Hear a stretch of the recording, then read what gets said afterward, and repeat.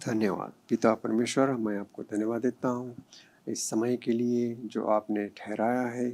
आपने हमें वो बल दिया, शक्ति दिया कि पवित्र आत्मा के द्वारा हर एक वचन को अपने भाइयों और बहनों तक पहुँचा सको। पिता, होने देना जैसा आप चाहते हैं। हम आपको धन्यवाद देते हैं पिता, जो आपने ये बहुत सुनहरा समय हमें दिया हर एक चीज़ के लिए। हर एक चीज़ को आपको समर्पित करते हैं, आपको अर्पित करते हैं पिता, अपने मुक्तिदाता यीशु मसीह के नाम से। और यही विश्वास है कि हर एक शब्द, हर एक जो भी होगा पिता, पवित्र आत्मा हमें बसकर हमारी अगुवाई करेगा और हमारे अंदर से बोल सकेगा, आवाज़ निकाल सकेगा। पिता, आपको धन्यवाद देते हैं यीशु के नाम से। आमीन, आमीन। तो प्यारे भाइयों, हर एक सप्ताह की तरह आज फिर मैं उसी विषय पर हूँ जो शायद समाप्त ही नहीं पर पहुँचने वाला हूँ।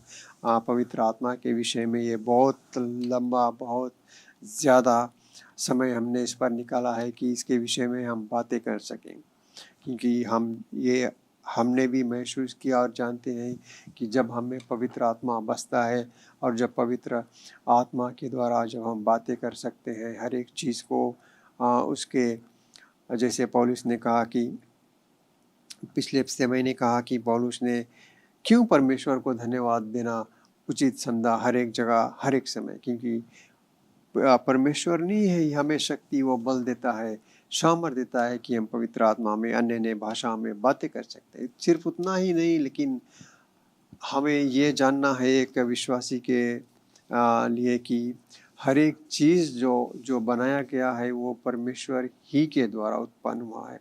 परमेश्वर ही की रचना के द्वारा हर एक चीज़ हमें मिलती है।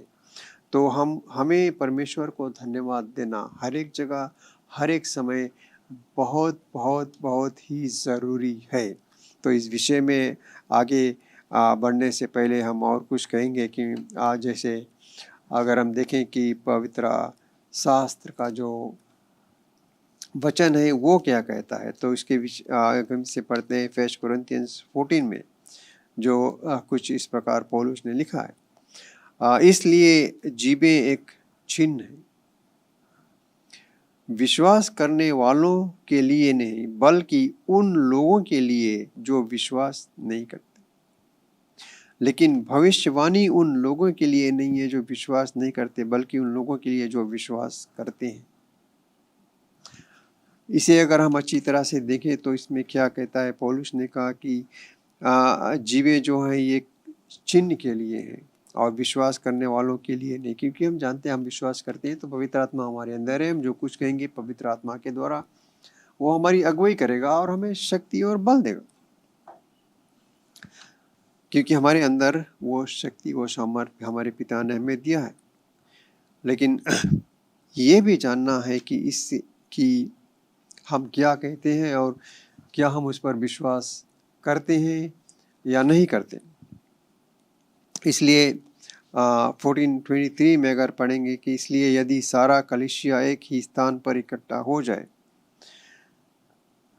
सब जीवों में बोले और वे आश्रित या अविवासी आ जाए, तो क्या वे या नहीं कहेंगे कि तुम पागल हो।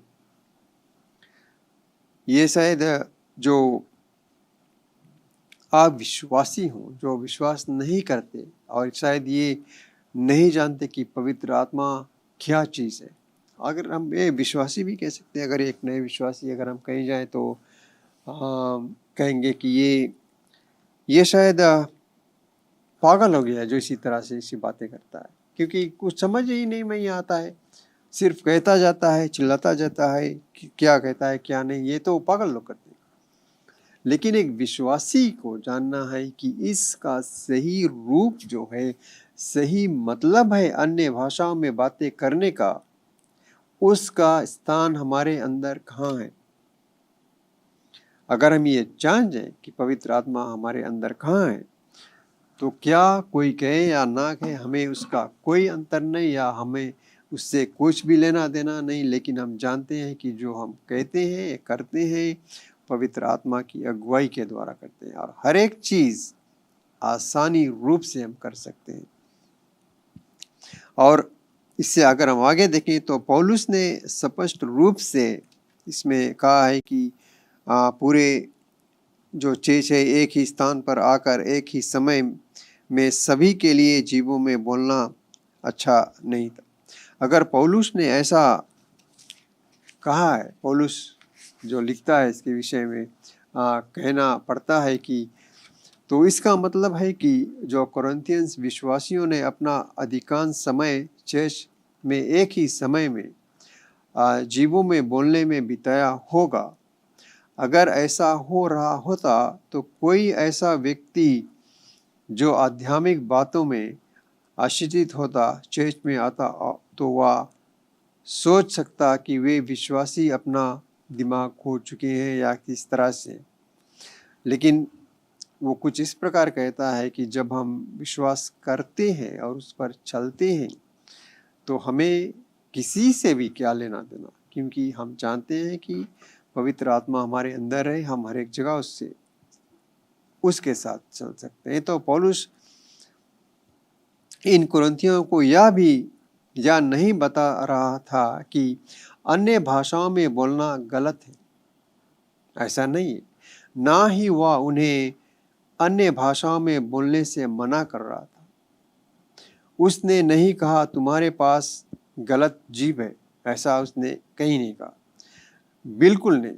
उनके पास सही चीज थी और वो सही चीज क्या है, लेकिन वे उस अतोलिक उपहार से इतने रोमांचिक थे और अत्यास थे कि वे सभी एक साथ जीवों में बोलने लगेंगे।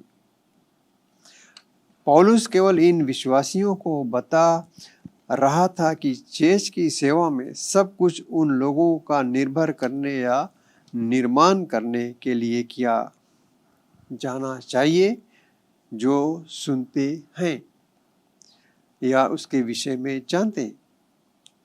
तो जब हम जानते हैं और सही रूप से उसको मानते हैं तो ये बहुत सरल हो जाता है कि हम इसके विषय में क्या कहते हैं। जैसे पौलुस के विषय में मैं फिर कहूँगा कि जो प्रेरितों की किताब है वो पढ़ना बहुत ज़रूरी है, चाहे वो नया विश्वासी हो या बहुत दिनों से जानता हो। लेकिन जब तक परमेश्वर का जो शब्द है जब तक हमारे मन में अच्छी तरह से ग्रहण नहीं कर लेता, तब तक हम उस विषय पर कैसे चल सकते हैं।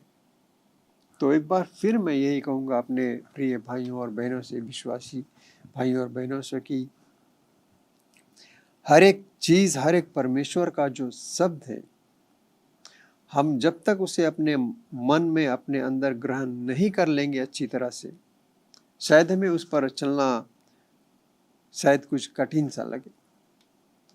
लेकिन जब हम अच्छी तरह से हर एक वचन को सुनते भी हैं, जैसे मैंने कहा कि वचन की विश्वास कैसे आता है, कैसे हम इस जो हर एक शब्द है उस पर विश्वास कर सकते हैं, जब तक हम उसे सुनेंगे नहीं किसी से और ना उस पर चलने की कोशिश करेंगे। ये बहुत ज़रूरी है कि हर एक वचन जो हमें सुनाया जाता है कई तरह से, हर एक तरह से सरल रूप से, वह वचन सुनना बहुत ज़रूरी है। शायद अगर मैं जैसे कहूँ कि वचन हमारे लिए सुनना बहुत ज़रूरी है, लेकिन वो वचन हमारे लिए सुनना बहुत ज़रूरी है जो इस पर है, इस पुस्तक पर जो भी वचन है उसे समझना, उसे पढ़ना हमारे लिए बहुत ही बहुमूल्य समय है। अपना जितना समय हम परमेश्वर के वचन में, उसके शब्दों में लगाते हैं या उस पर चलते हैं, वचन सुनते हैं या पढ़ते हैं, उतना ही हमारे अंदर एक बहुत सरल हो जाता है कि परमेश्वर का वचन कहता है, उस पर हमें चलना है। अन्य भाषाओं के विषय में भी हमें जानना बहुत सरल हो जाएगा और हम नए विश्वासी जो है वे, उनके लिए शायद कोई कठिनाई भी नहीं होगी कि हम क्यों अन्य भाषाओं में नहीं बोल सकते, क्योंकि जब हमारे अंदर परमेश्वर का वचन है, हमारे अंदर परमेश्वर का शब्द है, हर एक चीज़ सफल हो जाएगी। तो इसमें पौलुस और भी कहता है कि जब अगर ऐसा हो रहा होता कि शायद कुछ कठिनाई होती या कुछ और, कोई ऐसा व्यक्ति का जो आध्यात्मिक बातों पर या आश्चर्यचकित होता, तो शायद वे कुछ और सोचते हुए शायद वे कि अपना विश्वास दिमाग शायद खो देते। लेकिन ऐसा नहीं है, जब तक हम उसे अपनाएंगे नहीं, हम उसी तरह चलते रहेंगे। जैसे अगर कोई कहता है कि इसके शायद दिमाग ही ऐसा है कि ये बोलता ही रहता है, लेकिन हम जानते हैं कि हमें अन्य भाषा में बोलने के लिए बोलते हैं तो हम में उससे क्या मिलता है। हमें लोगों के विषय में नहीं जानना है। लोग बहुत से हैं जो बहुत ही तरह से बातें करते हैं कि ये शायद ऐसे कहता है, वो कहता है, लेकिन परमेश्वर क्या कहता है। शायद जो अविश्वासी हैं वे नहीं समझ सकें ये परमेश्वर का वचन क्या है और क्या कहता है कि कैसे हम उस पर चलें।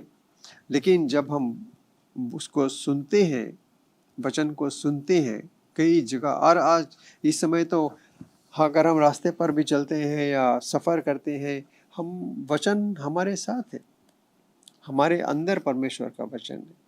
और आजकल तो बहुत सरल हो गया है कि सबके पास मोबाइल फ़ोन है, उसमें भी वचन सुन सकते हैं। हाँ, कई जगह, हर एक जगह पर कलीसियन का जो प्रचार होता है वो सुन सकते हैं। तो जब हम परमेश्वर का वचन जितना अधिक सुनेंगे, उस पर ग्रहण करेंगे, उतना ही हमारे लिए बहुत लाभदायक होगा कि वचन हमारे साथ हमेशा है।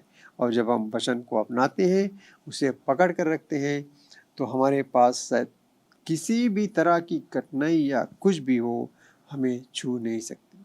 और पौलुस ने बहुत ही अच्छी तरह से, और कई चीज़ें हैं जो उसने हमें समझाया इसके विषय में, और हम इसके विषय में बातें भी करते हैं कि जैसे 1 कोरिन्थियंस 14 में पौलुस ने कहा, इसके विषय में मैं शायद अगले हफ्ते जब आऊँगा तो इसके विषय में और भी बताकर इसे शायद इस विषय में यहीं पर समाप्त कर दूंगा। तो आज का जो वचन था, मुझे विश्वास है कि जब हम उसे सुनते हैं और मन लगाकर उस पर ग्रहण करते हैं, शायद कुछ ऐसे भी वचन हो शायद हमें समझ में नहीं आता, लेकिन हमारे पास समझने के लिए परमेश्वर का जो वचन है, जो ये किताब हमें दिया गया है, जिसे हम बाइबल कहते हैं, होली बाइबल, क्योंकि हमारा जो परमेश्वर है वो पवित्र परमेश्वर है, उस पर कोई दाग नहीं। इसीलिए जितने भी वचन यहाँ हैं, इसे हमें उसी तरह से समझना चाहिए कि ये पवित्र शास्त्र, इसीलिए इसका नाम दिया है कि ये वचन जो है वो पवित्र है।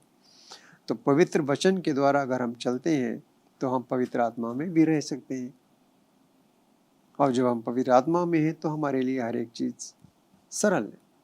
तो हम क्यों ना धन्यवाद देकर इसे हम समाप्त करें, और जब हम फिर आएंगे तो बस कुछ और भी चीज़ें समझाएंगे। पिता परमेश्वर, हम आपको धन्यवाद देते हैं जो आपने हमारा साथ दिया इस समय के लिए, शुरुआत से लेकर अभी तक। हमें विश्वास है पिता कि हर एक वचन जो है वो हर एक को काटे छाटेगा और मजबूत बनाएगा पिता, और होने देना पिता कि जो आप चाहते हैं। और ये भी पिता प्रार्थना करते हैं कि हर एक लोग जो खोए हुए हैं उन्हें भर देना अपनी शक्ति से पिता की, ताकि वे पवित्र आत्मा के द्वारा, अगर भटके भी हुए हैं या गिरे भी हुए हैं, तो पवित्र आत्मा के द्वारा वे उठाए जाएं पिता। हम आपको धन्यवाद देते हैं पिता इस सुनहरा समय के लिए, यीशु के नाम से, आमीन।